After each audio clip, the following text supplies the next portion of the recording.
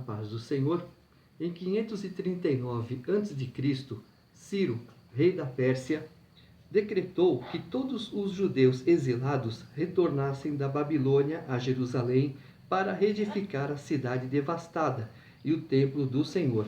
Esse decreto de Ciro é corroborado como autêntico por fontes extra-bíblicas, tais como o cilindro de Ciro, que está agora no Museu Britânico. Pessoas suficientes retornaram para que o projeto de reedificação prosseguisse. Entretanto, devido à oposição dos samaritanos, o trabalho no templo cessou depois que a fundação foi assentada, 536 a.C. A cidade e o templo permaneceram em ruínas.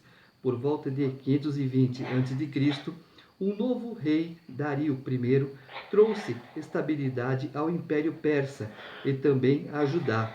Esta nova situação política permitiu a continuação do trabalho de reedificação de Jerusalém. Em 520 a.C., Ageu encorajou o povo a continuar a edificação. Explicando a Bíblia comigo, Pastor Carlos.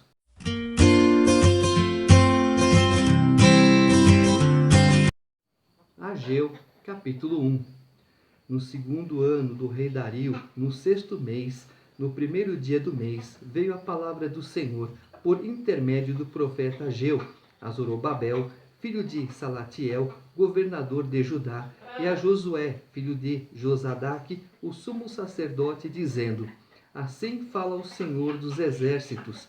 Este povo diz: não veio ainda o tempo em que a casa do Senhor deve ser edificada.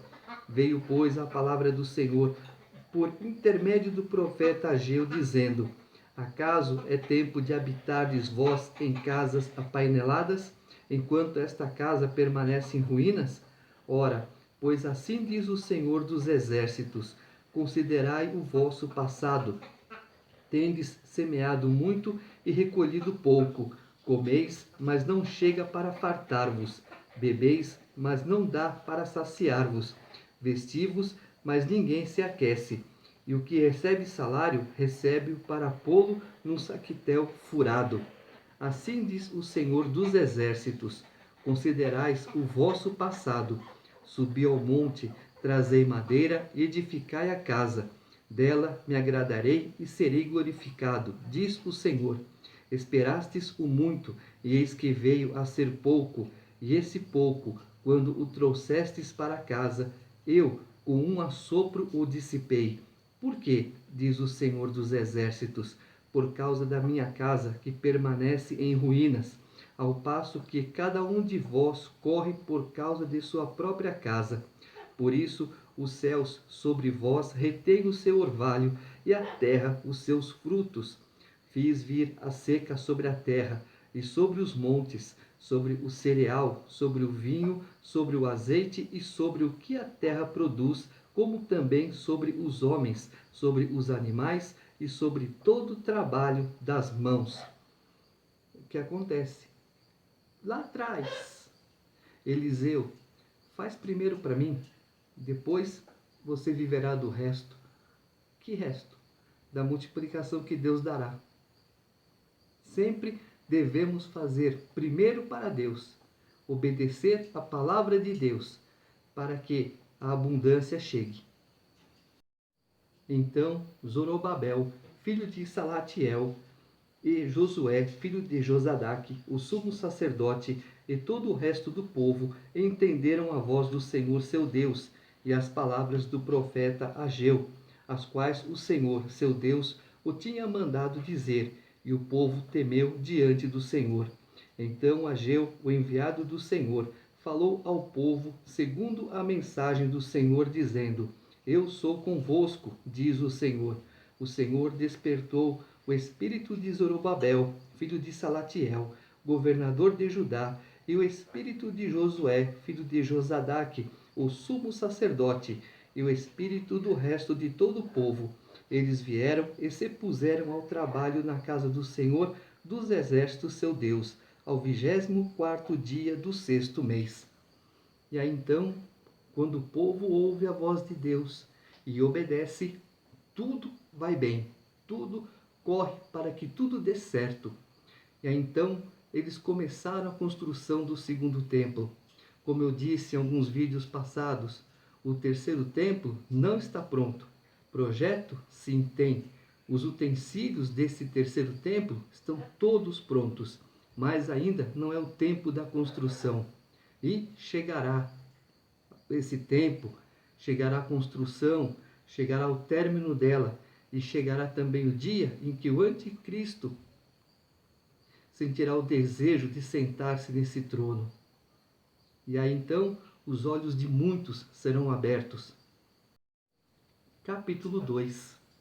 No segundo ano do rei Dario, no 7º mês, ao 21º do mês, veio a palavra do Senhor por intermédio do profeta Ageu, dizendo: Fala agora a Zorobabel, filho de Salatiel, governador de Judá, e a Josué, filho de Josadaque, o sumo sacerdote, e ao resto do povo, dizendo: Quem dentre vós que tenha sobrevivido contemplou esta casa na sua primeira glória? E como a vedes agora, não é ela como nada aos vossos olhos? Ora, pois, sê forte, Zorobabel, diz o Senhor, e sê forte, Josué, filho de Josadaque, o sumo sacerdote, e tu, todo o povo da terra, sê forte, diz o Senhor, e trabalhai, porque eu sou convosco, diz o Senhor dos exércitos, segundo a palavra da aliança que fiz convosco, quando saístes do Egito. O meu espírito habita no meio de vós, não temais, pois assim diz o Senhor dos exércitos: ainda uma vez, dentro em pouco, farei abalar o céu, a terra, o mar e a terra seca.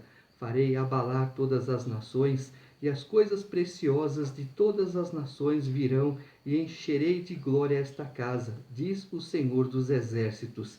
Minha é a prata, meu é o ouro, diz o Senhor dos exércitos.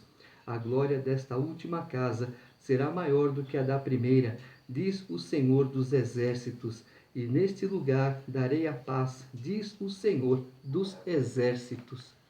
Aqui Deus está falando do segundo templo. Vocês viram o primeiro? Sim, magnífico, brilhante. Mas o segundo será muito mais bonito. Mas não olha para uma construção física, olha para a construção espiritual. Quando você nasce, que você começa a absorver as coisas erradas desse mundo, e aí então lá na frente você conhece o verdadeiro Deus, reconhece que Jesus é o Filho de Deus, teu Salvador, da tua alma. Aí então você se transforma numa outra pessoa. E aí esse templo imundo, sujo, passa a ser limpo. E a glória desse segundo templo, dessa transformação, é mais bela, é maior, é melhor do que a primeira.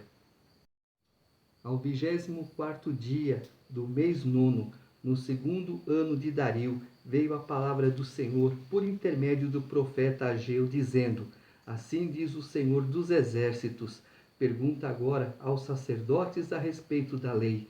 Se alguém leva a carne santa na orla de sua veste, e ela vier a tocar no pão, ou no cozinhado, ou no vinho, ou no azeite, ou em qualquer outro mantimento, ficará isto santificado? Responderam os sacerdotes: não. Então perguntou Ageu: se alguém que se tenha tornado impuro pelo contato com um corpo morto tocar em alguma destas coisas, ficará ela imunda? Responderam os sacerdotes: ficará imunda.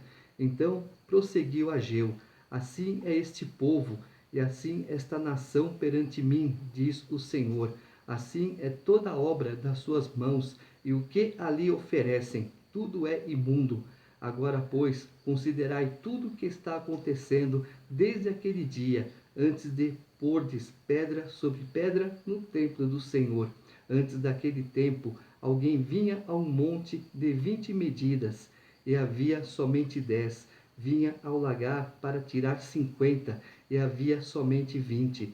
Eu vos feri com queimaduras, e com ferrugem, e com saraiva em toda a obra das vossas mãos. E não houve entre vós quem voltasse para mim, diz o Senhor. Considerai, eu vos rogo, desde este dia em diante, desde o 24º dia do mês nono, desde o dia em que se fundou o templo do Senhor, considerai nestas coisas. Já não há semente no celeiro. Além disso, a videira, a figueira, a romeira e a oliveira não têm dado os seus frutos, mas desde este dia vos abençoarei. Ou seja, vivemos tocando em coisas imundas. Essas coisas imundas também nos tornam imundos, desagradáveis diante de Deus. Por isso, devemos nos purificar, em primeiro lugar, recebendo Jesus como Salvador, depois procurando as coisas santas, as coisas que são de Deus, não coisas mundanas. É verdade que uma coisa ou outra você, eu quero ver aquilo, quero ver isso, por uma pura distração, mas hoje em dia não tem coisas puras para te distrair. Esse é o problema. Por isso, muito cuidado com os dias de hoje. São maus e a tendência é ficar pior. Veio a palavra do Senhor, segunda vez a Ageu, ao 24º dia do mês, dizendo: Fala a Zorobabel, governador de Judá: Farei abalar o céu e a terra, derribarei o trono dos reinos e destruirei a força dos reinos das nações. Destruirei o carro e os que andam nele, os cavalos e os seus cavaleiros cairão, um pela espada do outro. Naquele dia, diz o Senhor dos exércitos, tomar-te-ei, ó Zorobabel, filho de Salatiel, servo meu, diz o Senhor, e te farei como um anel de selar, porque te escolhi, diz o Senhor dos exércitos. Deus fez uma promessa para Zorobabel. Também Deus tem promessas para nós. Tiro você de um fogo consumidor, mas trago você para um fogo de honra, o meu fogo, o fogo de Deus, aquele que exalta, aquele que ilumina, aquele que transforma. É isso que Deus quer de nós, que nós nos aproximemos dele, que nós nos acheguemos a Deus, que nós procuramos fazer as coisas boas que agradem a Deus. Isso nós temos falado de Jeremias até agora. O assunto é o mesmo, mudam as formas de falar, mas a tendência é sempre a mesma. Buscai ao Senhor e fazei o que é certo, e bênçãos do Senhor virão.